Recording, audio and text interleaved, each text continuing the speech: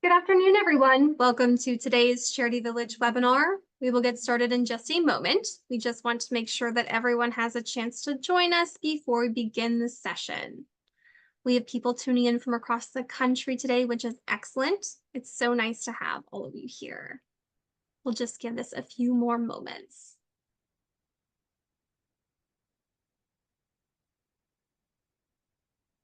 Okay, and with that, we will go ahead and get started. Welcome everyone to today's Charity Village webinar.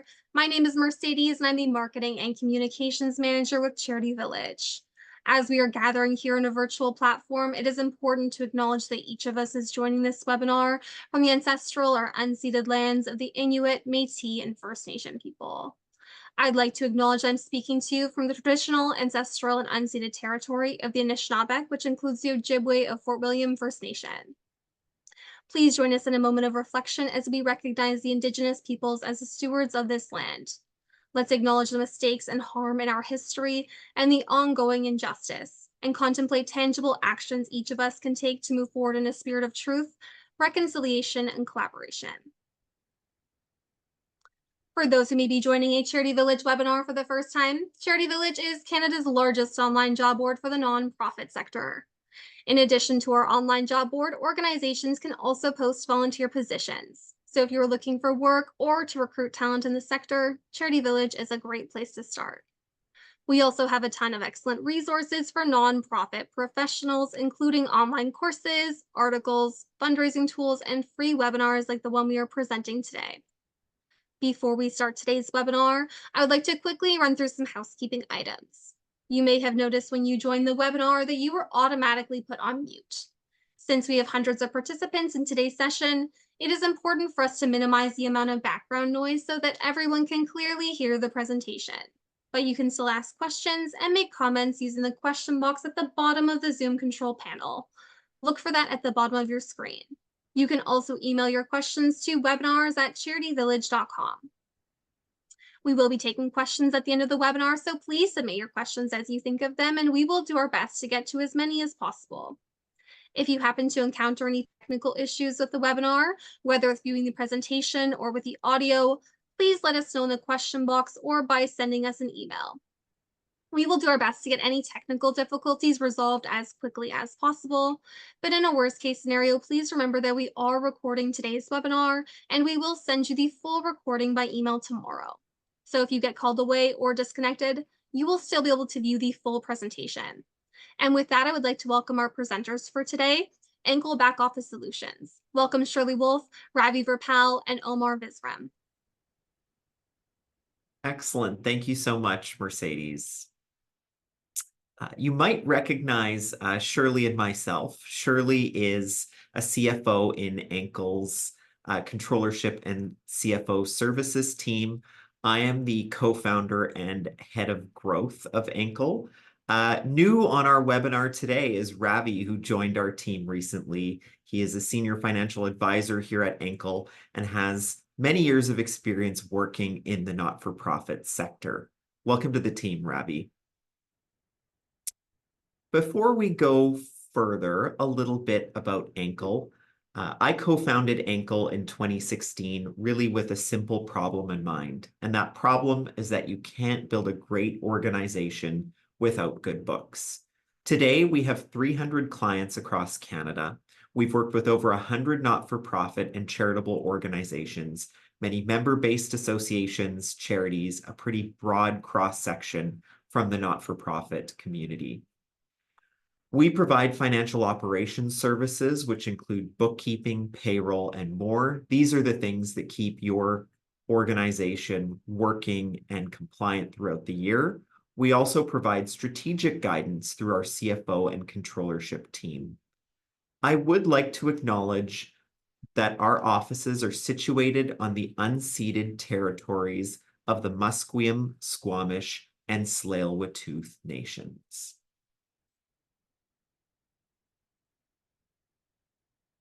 So why financial resilience matters in 2025? With political and economic uncertainty ahead, NPOs face a number of challenges. For one, tighter funding and shifting donor priorities which may or will impact revenue streams, the potential for rising operational costs due to tariffs and inflation, regulatory changes and political uncertainty affecting your overall financial planning.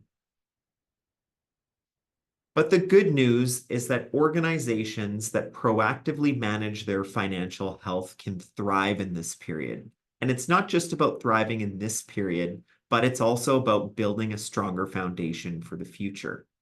Today, we will share some practical and proven strategies to strengthen your not-for-profit's financial foundation in 2025, and I would say in 2025 and beyond. A little bit about what you'll learn. First of all, understanding key financial challenges that nonprofits face in 2025 and how to navigate them. Learning practical strategies to strengthen cash flow, optimize expenses, and improve budgeting. Exploring funding diversification tactics to reduce reliance on a single revenue stream. And this will be a continuation of what we've discussed on previous webinars. Discovering technology and AI tools that can streamline financial management and reporting, and also gaining insights into economic trends and how they impact nonprofit financial planning. Finally, the opportunity to identify best practices for financial controls and fraud prevention in these uncertain times. Now let's get to the fun part. Our first polling question for today: how prepared is your organization to handle unexpected financial disruptions? Would you say very prepared, somewhat prepared, neutral, or not prepared? We look forward to your responses.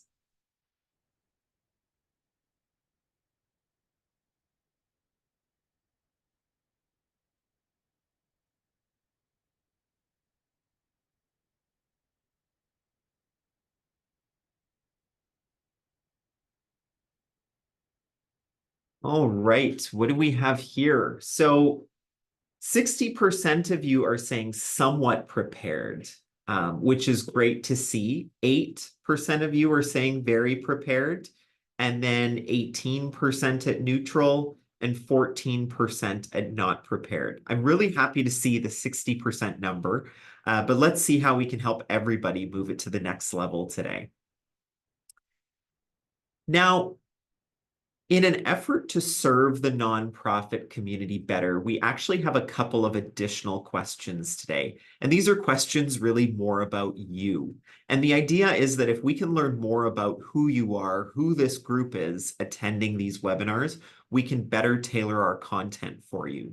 So I'd like you to please select the subsector in which your nonprofit operates. There are a lot of options here, so we're going to give you a little bit more time. We are asking that you please select the one that best describes your organization. And really, please do select the closest one.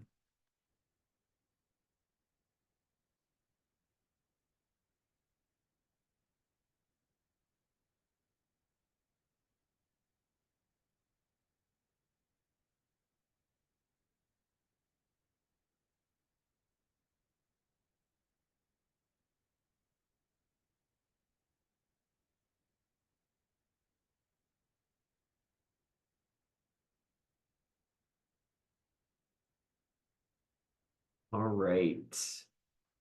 So I won't go into the results for this one, but pretty broad cross-section, which is really exciting to see. Oops. Oops.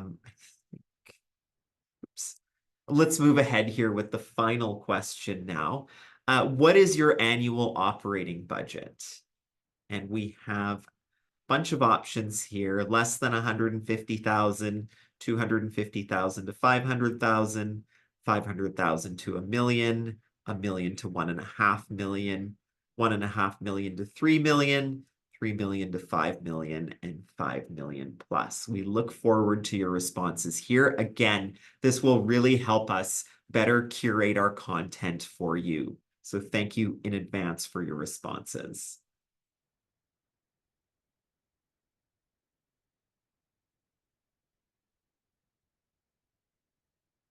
Right, that's great. Again, I won't go through these in detail, pretty broad cross section again. Thank you very much for that insight. All right, let's continue. So our first tip for today is to build and strengthen cash flow resilience. Let's get into it. So managing cash flow is more than tracking income. It's really about anticipating and adapting.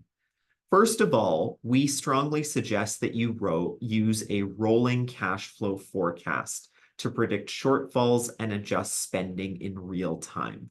There is really no value in a cash flow model that you can't update in real time. So having that foundation in place at the beginning and the ability to adapt and pivot is very important. Secondly, we suggest establishing a cash flow review process with your board or finance team to spot risks early. Many organizations are, of course, quite seasonal in nature, but in addition to that, we need to be ready for the unknown. So having this workflow in place where you are reviewing cash flow on a regular basis will be very beneficial in this environment. And thirdly, this is one where we see a lot of organizations going wrong. And this, in my view, is really just having good financial hygiene, automating receivables and payables to reduce delays and improve liquidity. On the receivables side, think about making it easier for your donors, for your funders, for those sending you money to actually make payment, and also follow up in a timely fashion on those outstanding receivables. The quicker you can get the money in the bank, the better. Did you know that NPOs that actively monitor cash flow are 30% less likely to experience financial distress? This data point we got from Imagine Canada and quite insightful. So just really having a process, having a structure in place will definitely serve your organization well. And remember that cash is king, especially in times of uncertainty. And we've said this before in previous webinars, aim to maintain a reserve of 3 to 6 months to safeguard your organization. This is not a one size fits all. We are giving you sort of a general number, but definitely think about how you can build up your reserves to at least these levels in order to weather any storm that you might be faced with. The next tip, tip number 2, is to optimize expenses and improve operational efficiency. Reducing waste isn't about cutting programs. It's really about working smarter. And I think that it's important to really realize that innovative thinking and doing things in a different way than you've done them in the past can really present a lot of opportunities here.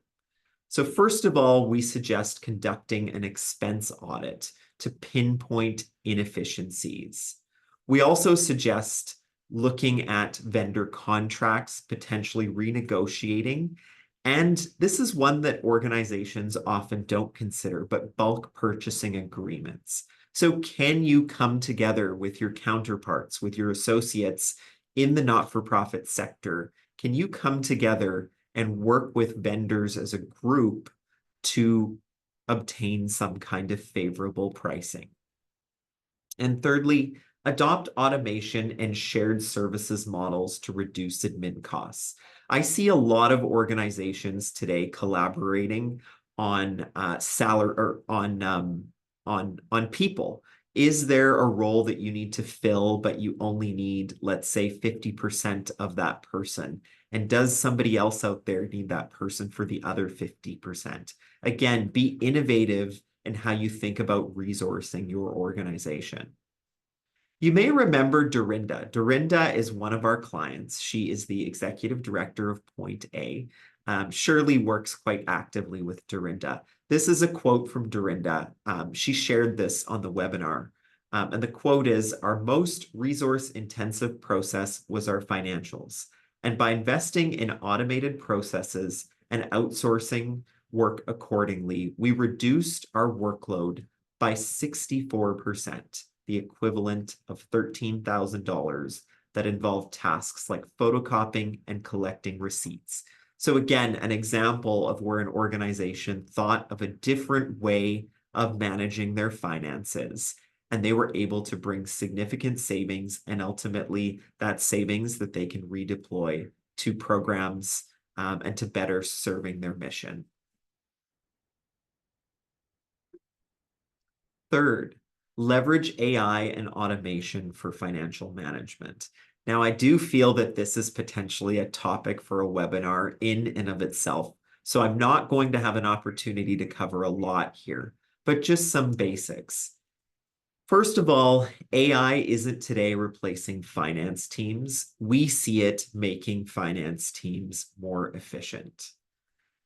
There are a few opportunities that I see for this audience today. So grant writing and donor communication. AI-powered tools can help with the process of writing and securing funding. It is amazing what you can do with AI today by taking, let's say, a proposal, putting it in ChatGPT, prompting it, and having it design another grant application for you. This can be a really great opportunity to increase the number of grants that you apply for and significantly reduce the amount of input time that goes into the application process. In financial operations, we use a number of tools today that are leveraging AI. Dext in particular is one that we've been using for some time, has very interesting AI capabilities that are bringing a lot of efficiency. Pluto as well. Data analytics is another really interesting area. So using AI, there are some tools today where you can not only build forecasts, but build predictive models, build different scenarios.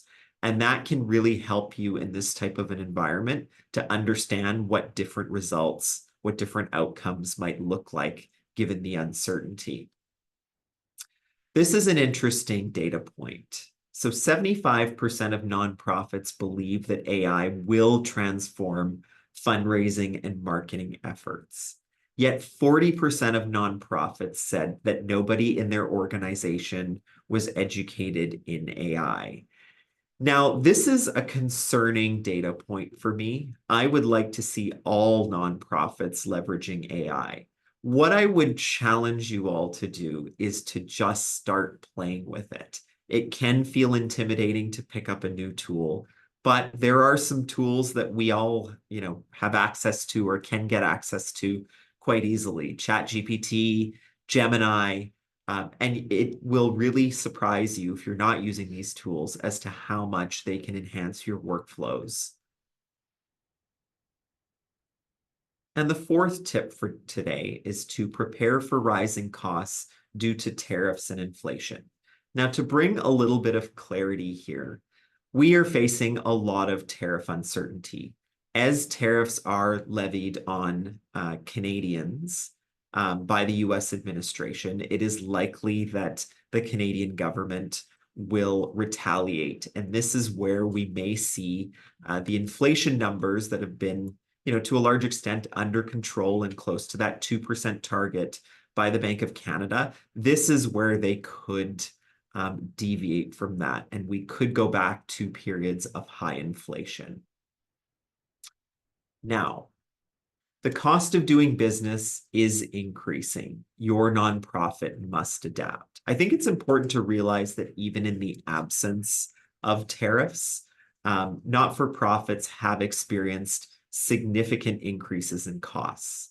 And actually, I'm going to go straight to that point at the bottom, that inflation and supply chain issues combined contributed to a 9% increase in nonprofit operational costs last year. That data point is thanks to Imagine Canada, but quite something, particularly considering our inflation numbers were really not far off the 2% target last year. It is concerning that we are seeing those rise in costs even without tariff risks last year. So with that, we should first and foremost anticipate higher supply and service costs in 2025. Many of you are preparing your budgets for your fiscal 2025, 2026 right now, and I would factor in inflation and more than inflation. You know your cost structure better than we do. Evaluate the risks on your costs and appropriately factor that into your budget. Prioritize local procurement and strategic partnerships to reduce reliance and exposure to volatile markets. This may not be the full answer. But again, coming back to what I said previously, think differently. This is a time when you might want to look at other options. Third, adjust funding strategies, increase grant requests, and reassess donor targets to compensate for rising costs. And fourth, develop contingency plans for financial shocks. Plan for funding gaps, delayed payments, and unexpected cost surges. The key message here today is we're in uncertain times, and we have to be ready for these uncertain times.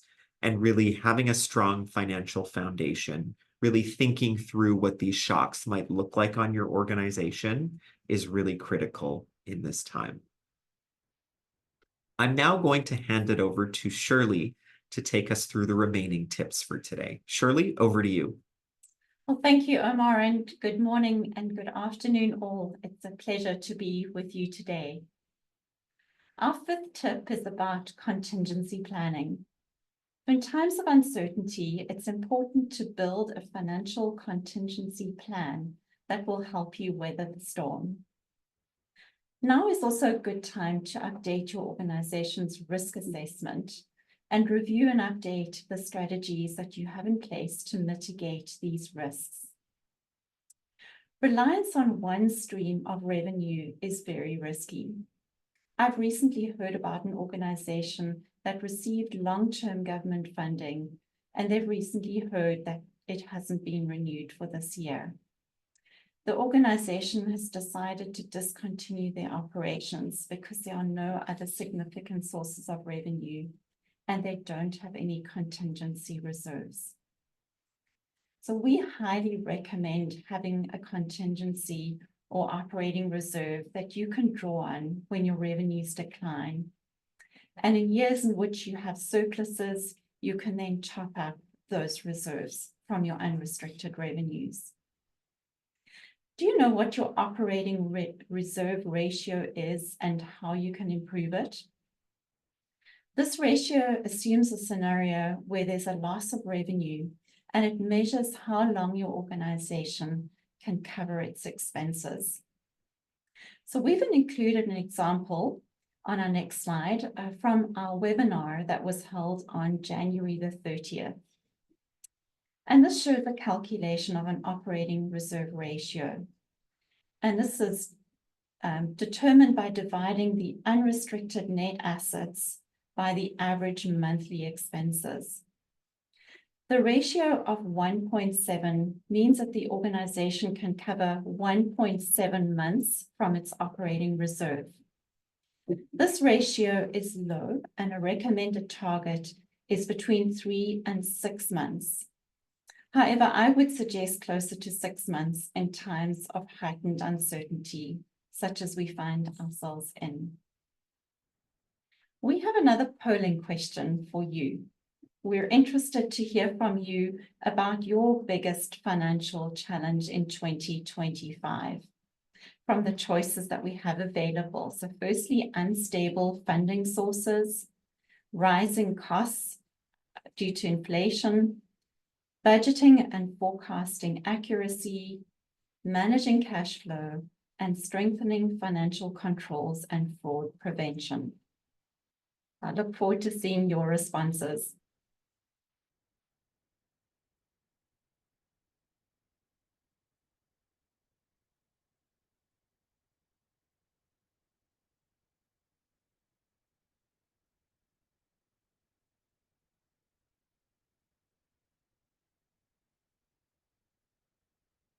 So I'm seeing about 53% of our participants saying that unstable funding sources are the biggest concern in 2025, and that's followed by rising costs and inflation.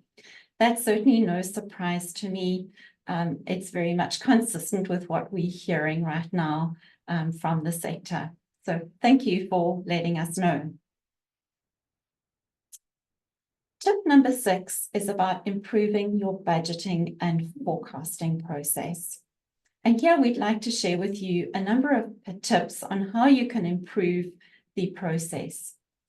So firstly, start early and involve all stakeholders, including your treasurer and your finance committee.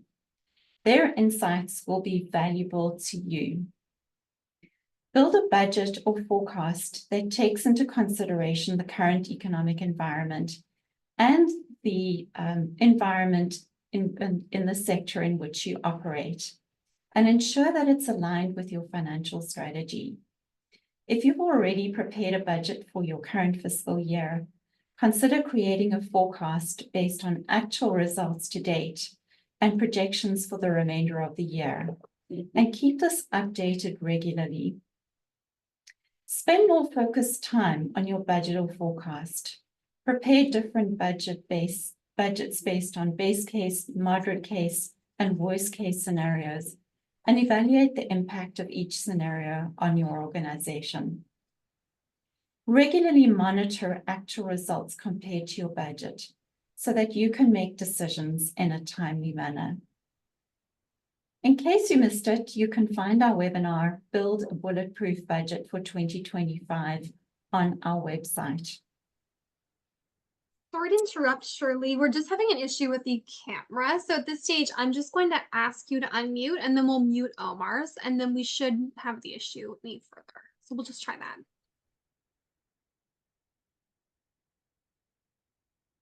Okay. Perfect. Let's just try that out. Shirley, will you please test the mic? Yes, can you hear me now? Yes, we can hear you. There's a bit of feedback.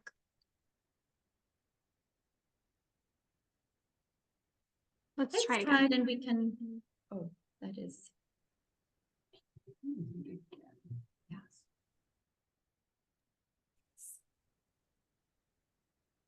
The issues with the camera, so we're just seeing Omar right now, so we're not able to see Shirley. Oh, okay. I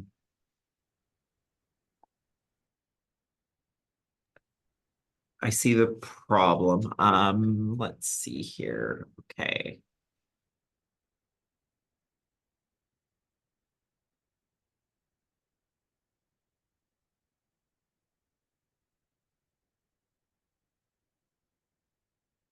Sorry, everyone, we'll just be a minute as we try and work to resolve this issue.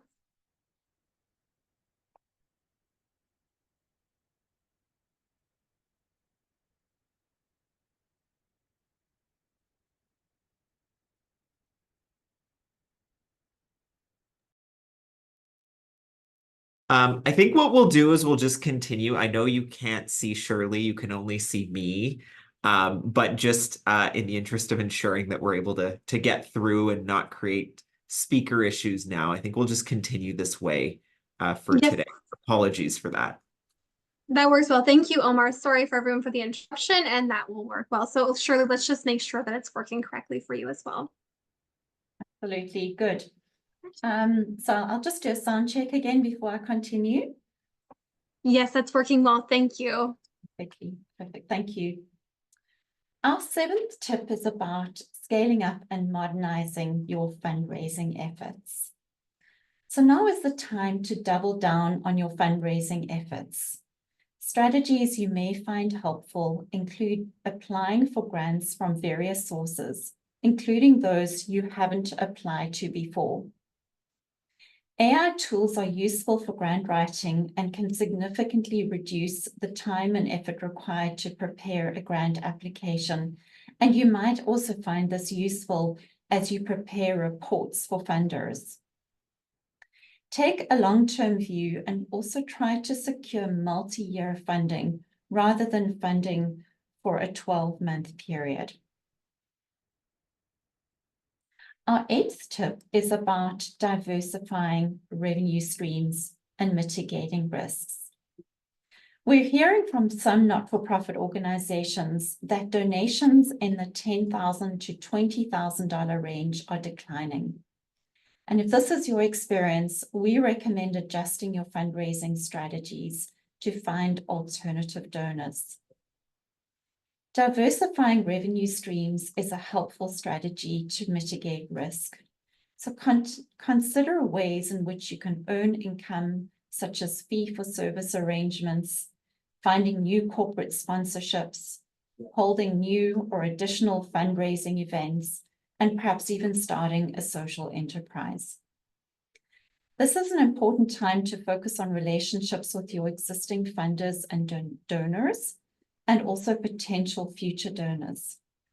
Take the time to gather their insights, express your appreciation for their support, and personalize the way that you engage with them.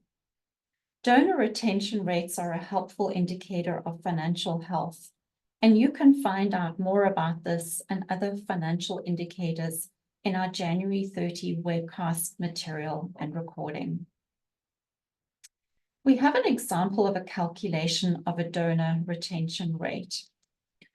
In a particular fiscal year, there were 150 new donors and 500 repeat donors, for a total of 650 donors. The repeat donors consist of 77% of the total donors, and this is what we refer to as the donor retention rate. This was a favorable outcome for the organization as they targeted a level of 75%. Tip number 9 is about strengthening your internal financial controls amid workforce changes. I took a look at the Canadian Anti-Fraud Centre website, which said that in 2024, Canadians experienced a total of $638 million in financial losses due to fraud. And we know that this number is likely higher, as not all fraud is reported. Our headlines warn us about heightened criminal activity and how AI is being used to deceive individuals and corporations. So we recommend taking extra steps to protect your organization by ensuring that you have strong internal controls and are educating your employees on risks and how to protect themselves and your organization. Some basic elements of internal controls include proper segregation of duties, having strong IT controls to withstand cyber attacks, and ensuring that IT system access is only available to those employees who need it. And of course, reviewing your financial statements in detail each month for any anomalies. We also recommend automating your bookkeeping processes to the extent possible. And our 10th and last tip is about proactively adapting to economic changes. We encourage you to stay informed about economic trends and ensuring that your organization is ready to adapt to changing circumstances. Consider how and what you will communicate to stakeholders, such as funders, donors, and employees, to strengthen their engagement with your organization. Also consider how you can improve the financial literacy of your team to help them make the right financial decisions. It's our hope that you can turn your challenges into opportunities by putting the right strategies in place to ensure your long-term success.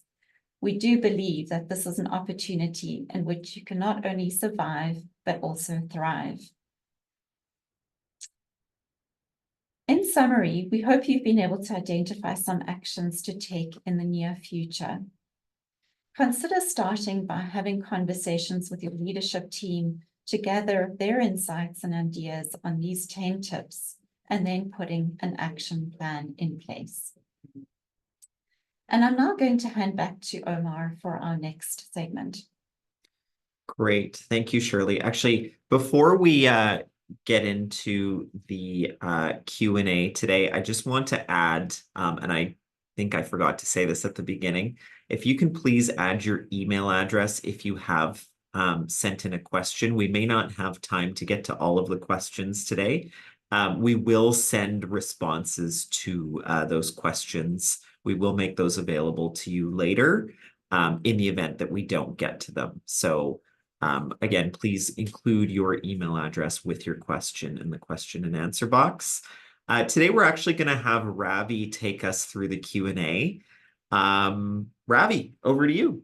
Thank you, Omar. Thanks. It's great to see so many people tuning in for this, and it's lovely to meet everybody. Hopefully, I'll get to meet a few of you over a call and actually get to meet you.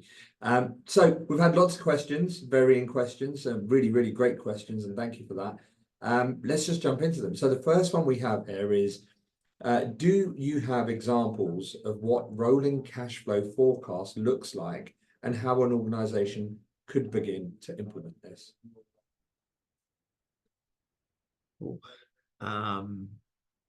This would be a little bit tricky to do without actually sharing an example. And I don't like on screen, I don't actually have one available to share with you today. But maybe we can talk sort of general tips on preparing a rolling cash flow. The general concept is that, of course, what you project at the beginning is not what the actuals will be every month. And so you adjust to your closing balance every month so that the following month you're getting a more accurate picture based on where you are. Shirley, any tips or thoughts, comments there that you could add? Yes, certainly. So I think firstly you need to just decide on what period you're going to be tracking those cash flows for. I have a client that uses an Excel spreadsheet. Each column represents 1 week. However, other organizations may choose 1 month. As we mentioned with a rolling cash flow, it's always good to look out to the next 12 months. So always have, as Omar mentioned, your starting position as your cash balance at the end of your previous month, and then estimate those cash flows for each week or for each month in that 12-month period. Organizations may anticipate or have a clear idea of timing of revenues based on funding agreements, which often include this information, as well as donations, just looking back on historical trends. And of course, there are those regular recurring monthly expenses that can be plotted out with quite a high level of accuracy. Awesome. Thank you, Shirley and Omar. On to the next question then. Another technical one. Are there limits to how much funds can be kept on a reserve for NPOs? For example, 1.5 times annual revenue. What are your thoughts there? Certainly, I'm not aware of any restrictions on from a charitable perspective. Obviously, charities need to ultimately spend the revenues that they receive on their charitable purposes. But I'm certainly not aware of any restrictions from a legal or regulatory perspective that would impose a limit on that reserve. Is there potential that an organization's charitable status could come under pressure, you think? Or have you seen anything like that? I have not seen anything like that, yes. But at the same time, I've never seen organizations with very, very significant reserves. Certainly nothing beyond that 6-month period that we refer to. Right. But I don't foresee any issues with that. Fantastic. Okay, thanks again. On to the third question here. And in a moment, I will do a section specifically on AI because we had a lot of questions coming in on AI. So I did envisage that. So I've got a separate part of that. So in terms of resource sharing across nonprofits, common examples we often hear are finance and HR work together, but don't always work based on a number of factors. Do you or any other participants, they've asked, have examples of specific functions or roles where there's been a good deal of success when it comes to resource sharing across, say, 2 nonprofits plus? I've seen situations, seen a number of situations actually. There's one that I have in mind where I did see an HR function or an HR person being hired by one organization and shared amongst three. That is an opportunity in many roles, I would say. And what I would suggest there is look for or speak to your peers. Many of you probably know of and work with similar organizations that have similar workflows, businesses. Perhaps you cover or you operate in different territories. Could there be an opportunity to have an administrator, an operations coordinator, whatever it might be, and split it between, 2, 3, 4 organizations? Awesome. All right. Thank you. Are there downsides to having a larger contingency fund, as they may be seen as a surplus and deter funders from granting to the organization? I've not been aware of that amongst the clients and the organizations that I volunteer with. I think in this current economic environment, one can certainly justify having a strong reserve because it's very important that you are able to weather these storms. And in fact, I think it could actually be a positive factor that as funders look to funding your organization, they would perhaps have more confidence in your ability to continue your operations than perhaps for an organization that doesn't have any reserves. Okay, great. Let's get on to some of these AI questions because we've had a few. So do we have any recommendations for AI tools? I think, Omar, you mentioned a couple, but focusing on enhancing forecasting, decision-making, and predictive models. There is a tool that we really like right now called Spotlight. There are, and I know many not-for-profits are also using the Microsoft suite. So Power BI is a great opportunity. There are a number of tools on the cash flow front, and I can't think of any specific names. We'll actually take this as a takeaway. We will perhaps put together some blog content on this because I think this would be quite useful just to share some recommended applications on the cash flow front, particularly in this environment. Very good question. But yes, again, so Spotlight, Power BI. There's another one out there called Fathom that's, again, specific for the financial reporting side. Great opportunities there to leverage AI in your planning and forecasting process. Okay, thanks for that. So this is a pretty good one here. So in regards to generative AI, such as ChatGPT, are you implying the risks, i.e. extreme energy consumption, unethical and incorrect information, are worth the benefits, even if the non-profit community-based organizations with reputations of trust and authenticity? Ooh, this is a tough question. So I've only recently become aware of the fact that a prompt in ChatGPT consumes significantly more energy than, say, a Google search. So I am truly not the expert on this. And I would say that every organization, every individual has, their own sets of views and beliefs. And so quite honestly, I would say that this is a personal ethical question that you would need to ask yourself, ask your organization. And so I'm not really the best person to speak to this, but I would say that it is definitely a concern. I was quite surprised when I learned that. And so I can definitely understand how there would be some apprehension there. Okay, we did have another question along the same sort of line, so I won't go into that one, but it should have that answer there should have answered that as well. Any other general notes on how AI can interact with financial systems to really improve processes? Any general guidance there?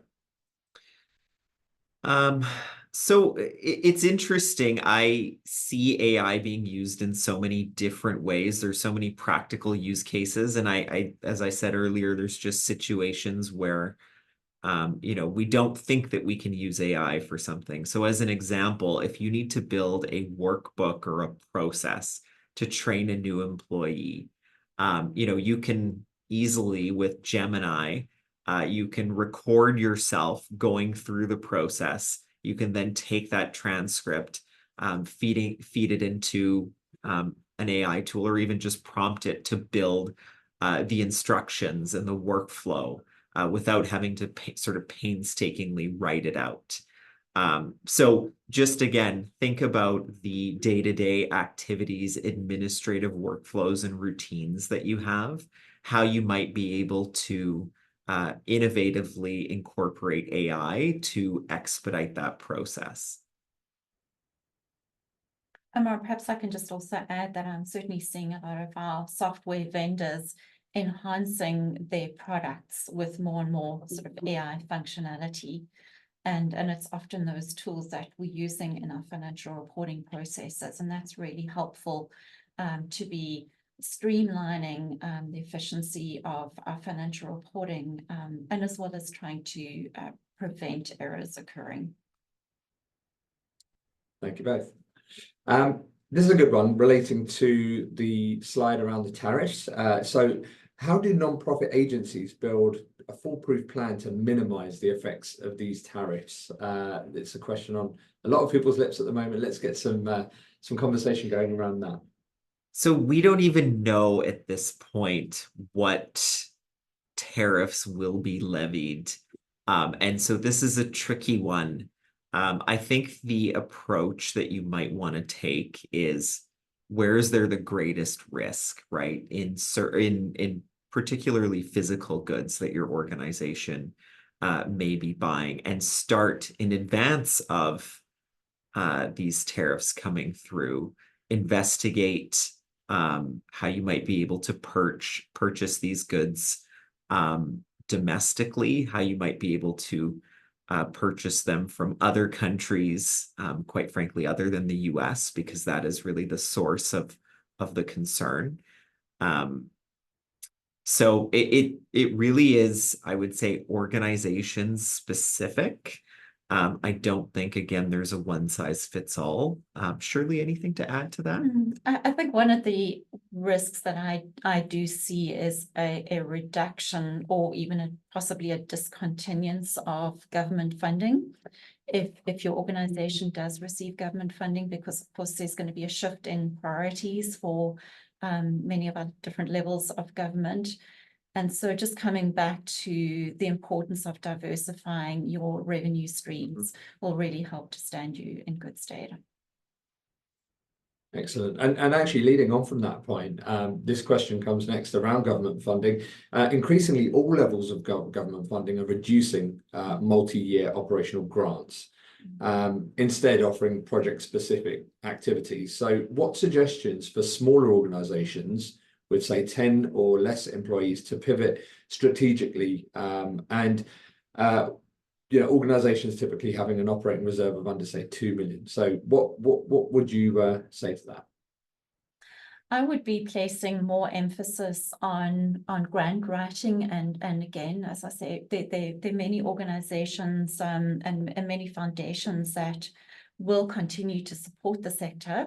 So definitely take advantage of that and be courageous. So even if you've never applied for a specific grant before, just apply really for as many as you can. And also consider other ways that if you find that you've got some excess capacity within your organization, be it within your complement of employees, find some ways in which you can perhaps earn revenue by providing services, additional services, be it perhaps to other not-for-profit organizations or to specific clients. And also look at fundraising and events that you could be holding to help make up for that decrease in government funding. Excellent. Any guidance on emergency financial aids that are available for NPOs currently?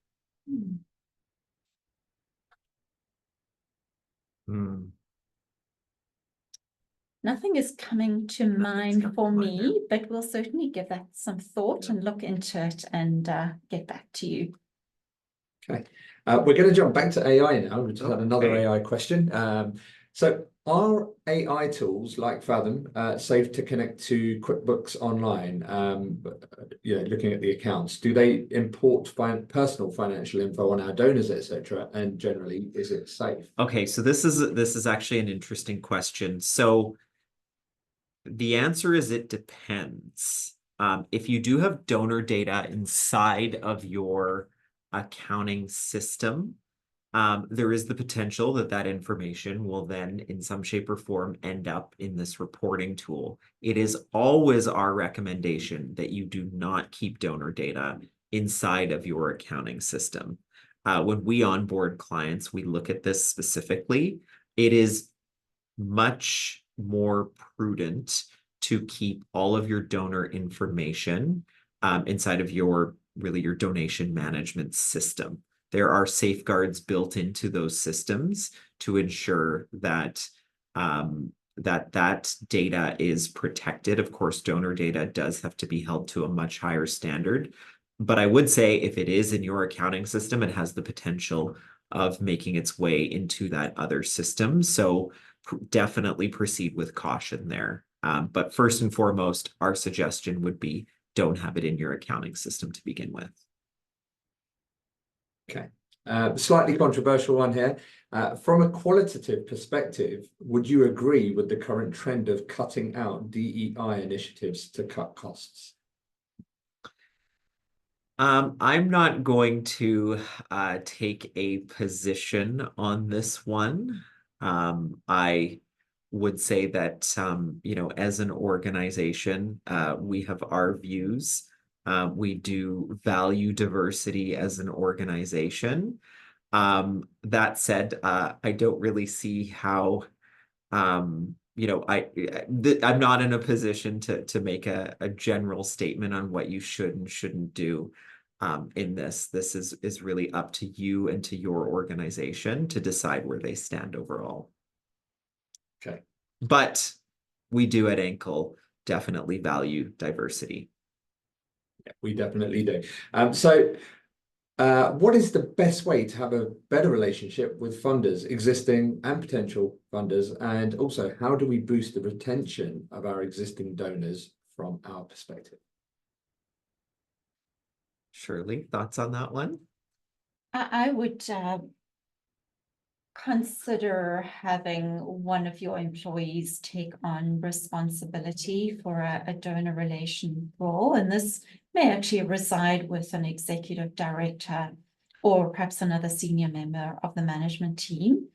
Certainly staying in regular communication with your funders, ideally even taking that opportunity to meet them in person and have regular connection points. I would highly recommend that approach. Okay, we're getting close to time, and there are a lot of questions here. So thank you everybody for those. And sorry if we haven't got to all of them. We will have a couple of more here. So I'm just looking at this. So okay. It's been mentioned a couple of times throughout the presentation that a 3 to 6 month cash reserve is optimal. I've worked with several and have never seen that larger reserve. So even though we would love to have it, it might involve winning the lottery. Do you have any stats on what percentage of NPOs are kind of in that range of having 3 to 6 months cash reserve?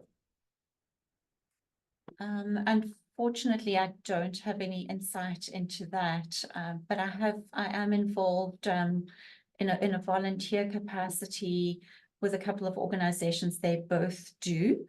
And it would definitely be in that 3 to 6 month range.